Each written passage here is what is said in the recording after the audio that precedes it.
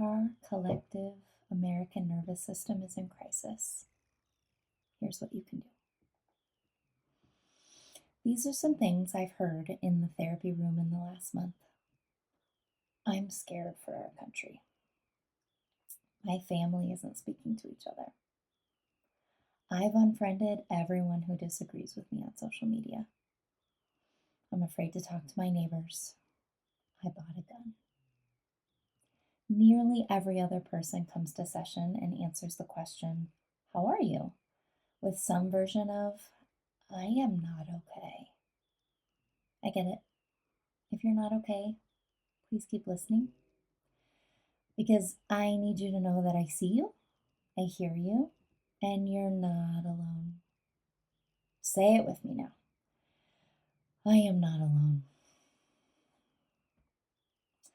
Our collective American nervous system is in fight or flight, also known as sympathetic engagement, hyperarousal. This state, rooted in the spinal cord, responds to cues of danger. As stress and arousal increases, adrenaline is released and we're mobilized for action. Fight flight says, "Let's go." Thank goodness we have this genius nervous system response to protect us when things get hairy. Fight or flight is meant to temporarily enable action during a crisis, activate superhuman strength, muster endurance during an emergency, and harness the energy we need to survive harrowing circumstances. It is not built to be sustained long term. No amount of caffeine or sugar will allow a prolonged fight or flight response for longer than a few moments. Fight or flight is meant to be a temporary nervous system place that we visit, not a permanent place that we live.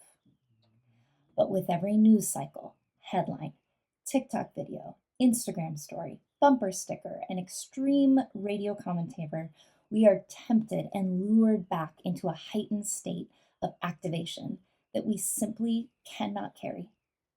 Any human that's forced into or opts into a near constant fight or flight state will eventually crumple into a freeze state. Parasympathetic, dorsal vagal, shutdown, collapse, overwhelm. Freeze says, "I just can't do this anymore." We freeze to survive. In fact, we can become so accustomed to the vacillation between fight, flight, and freeze, again and again and again, that we begin to confuse a freeze state, numbness, with a safe state, peace. We kid ourselves into thinking we've recovered from the stress, when actually we've just exhausted ourselves to the point of collapse and our bodies force shutdown. These United States of America at large seem to be existing in fight or flight with temporary visits to freeze, but that isn't working. That isn't serving us. That is making us scared, hypervigilant, guarded, head on a swivel, fearing the worst. That is making us scared of our neighbors, more likely to isolate and stay home, withdraw to our echo chambers, read the comments, simply survive, and call it a life. This is called nervous system dysregulation. Dysregulation is not about visiting a flight or fight or flight state. It's not about visiting a freeze state. It's about getting stuck in either state without adequate opportunity to heal and recover. I want you to know that if any of this sounds familiar, you're not broken. There's nothing wrong with you. Your nervous system is responding exactly as it's intended to. It just needs a little help. At best, humans thrive with a nervous system at peace, often as possible. Ventral vagal, grounded. Joy, curiosity, openness, safety, and rest. Peace says, in this moment, all is well. No one has the luxury of living in this peace state either. Due to various factors such as age, race, gender, socioeconomic status, sexual orientation, disability, and more, easy access to peace and safety are not equally available to all of us. Some folks will have to protect themselves and recover from a dysregulated nervous system state more often than others. So let's just remember there's no such thing as constantly living in a perfect nervous system state. That's just not the world we live in. However, the goal, as often as possible, is to be in a peaceful nervous system with temporary visits to fight or flight when necessary, and intentional practices to help us recover and find homeostasis again. The goal is to have a regulated nervous system that can bend and flex, spike and recover without getting stuck. This is where your friendly neighborhood therapist probably reminds you of things that you already know but might have fallen by the wayside. Ask yourself these questions. What helps me feel safe, secure, peaceful, and regulated as possible?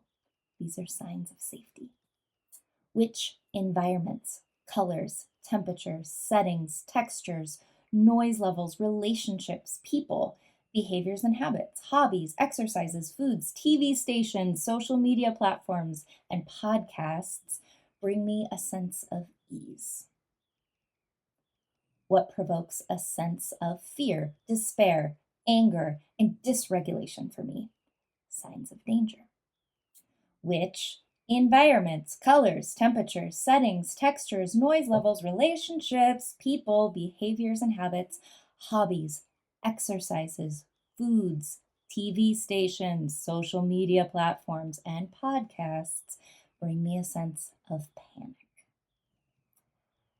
Get curious about when you might have to engage with situations that induce panic and lead you to feel dysregulated.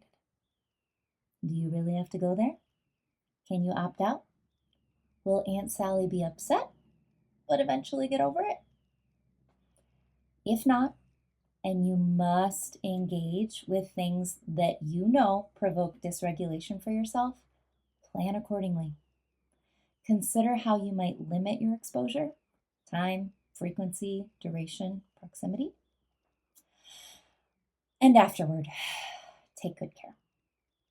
If and when you have decided to purposefully engage with things that tend to promote dysregulation for you because you can't quit your job right now or you can't avoid all loud noises, pull from your list of signs of safety as soon as possible. Help your nervous system recover and find some version of peace and calm again. This is not 5 easy steps to combat stress. This is not one simple strategy to find inner peace. Stress is a necessary part of life. Feeling dysregulated at times is normal. Feeling dysregulated as a way of life is not normal. Your body already knows where it feels safe and secure and where it doesn't.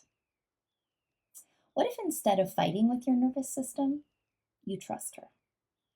Respect her, honor her, build a relationship between you and your nervous system that says, when you're scared and overwhelmed, I will take care of you no matter what. Being a better friend to your nervous system won't single-handedly carry all of us through this painful season in America, but I believe it'll help. Because, as Anais Nin wrote, we don't see the world as it is, we see it as we are. And so, if you can see this world through the lens of a healthy nervous system that can bend and flex and recover from the highs and lows of modern life, then that will help carry you through. And your well-being directly impacts mine and ours. And collectively, When more of us are well, our country